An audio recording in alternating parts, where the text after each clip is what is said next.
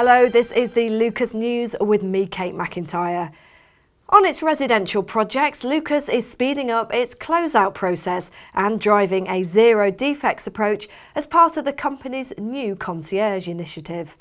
The company is issuing its teams with purpose-built rubber-wheeled mobile closeout kits equipped with all the items necessary to speed up and ensure a high-quality snagging procedure is completed.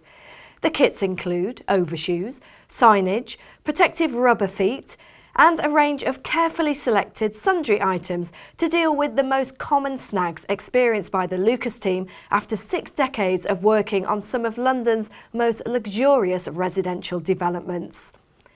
Quality is paramount to all Lucas project teams, and this initiative will add a white glove handover process that also blends into the company's operations and maintenance plus aftercare service.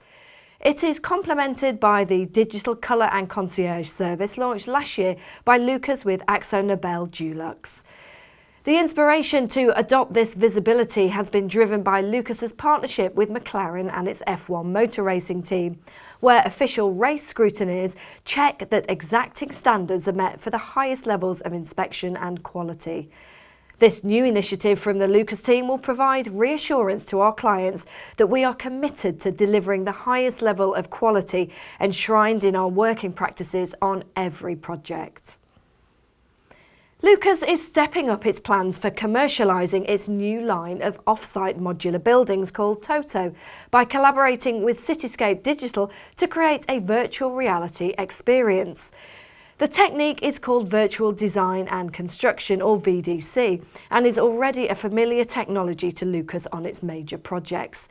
The technology helps clients, architects and specifiers visualise their design in a near virtual world, allowing for a streamlined and efficient construction process. Lucas is going to do the same for its new Think Outside the Ordinary, or Toto pods.